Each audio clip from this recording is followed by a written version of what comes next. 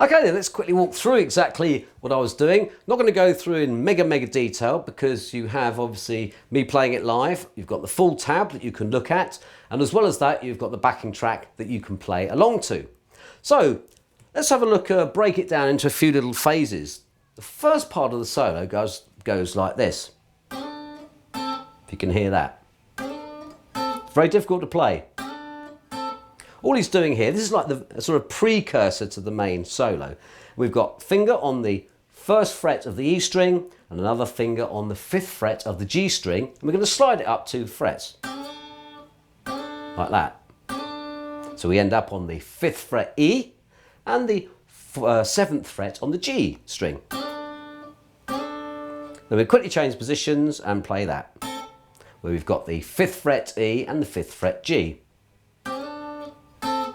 Okay, that's like a precursor. You can hear me playing it. It's not very high in the mix, but it's a beautiful little way to start the solo. Then comes the main part of the riff, and he starts off by going. Beautiful, isn't it? And what he's doing, starting off on the 5th fret of the A string and hammering on to the 7th fret of the A string. And what I'm doing, I'm hitting, pulling up. I'm using an upstroke, and it's almost like slapping it like that. And when I'm hammering on from the 5th fret to the 7th fret of the A string, I'm just releasing the pressure on my left hand so it doesn't ring out. Okay, and he does that like this. That's the first bit of the solo. So we're going to do the same on the D string. 5th, hammer on to the 7th.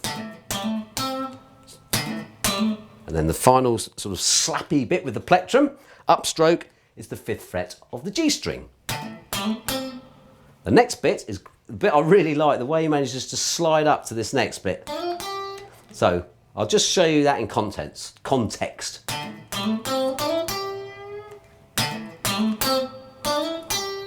So we've hit the 5th fret of the G string. We're then going to slide from the 7th to the 9th fret of the G string, like that. Then we're then going to hit the B string there on the 8th fret and bend it up 2 notes to the 10th fret. So it goes like that. Does it very slowly.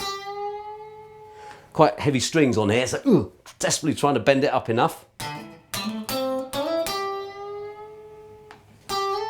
Bit more needed actually. That's too much. That's it, nailed it that time. Keep practicing it so you get it exactly right. So we're going hammering 5th to 7th, 5th to 7th on the A string, 5th to 7th D string. 5th fret, we're just going to hit it once. Then we're going to slide from the 7th to the 9th fret on the G. And then we're going to hit the 8th fret there on the B string and pull it up 2 notes, 2 steps. So it's like that. Then the next bit he does is fantastic. This is really a hallmark of Robert Cray as well. He's going to sort of like slap the strings, but this time using downstrokes. And we're going to use the 8th fret of the E down to the 10th fret of the B, like that, and put some vibrato on it. So we have like that. Okay, one more time. Now we're going to play an A minor chord twice, again using vibrato. And what we're going to do, we're going to put our fingers in this position and use some vibrato. Like that. So all we're doing is playing an A minor shape on the 12th fret. So on the G string we've got the 14th fret, B string we have the 13th fret, and then we've got the 12th fret on the E string. And we're going to go like that. So far we have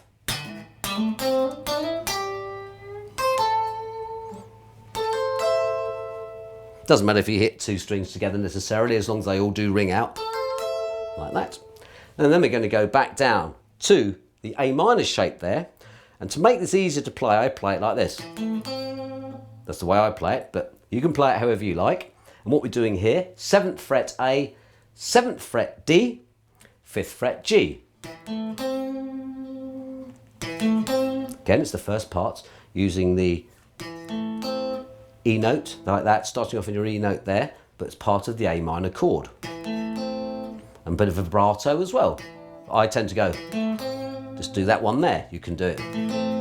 Or you can play it however you want, but I tend to go, just vibrato that last note. Now that way it doesn't necessarily ring out those bottom 2 notes, so if you can play it like that, it may sound even better. I'm just sort of like teaching you the notes and different ways you can play it. So far we have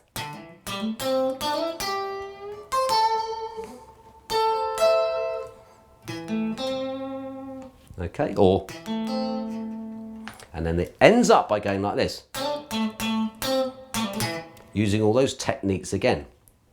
So we're going to take it from the lower A minor. Okay, so we're going to slide G string 5th to 7th, like that. Again, bringing your finger off the G string and slapping it quite hard up with, on the upstroke with your plectrum. Then we're going to go down to the 7th fret of the D string. Again, all the time, that same technique. Or, and play it however you like. And then finishing off with a, like that. So that last bit goes 7th fret on the D string, pull off to the 5th fret, like that. Okay, and finishing off on the 7th fret of the A string. So the last bit goes, all those slappy things. So you put all those bits together and we have this.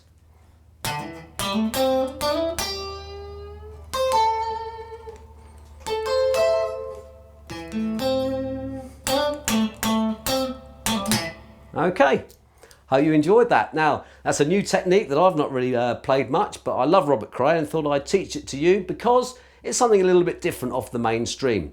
And it's a good intro and a good beginning to a fantastic solo. So I hope you enjoy those techniques, play along with the backing track, and let me know how you're getting on. Catch you all soon. Ciao for now.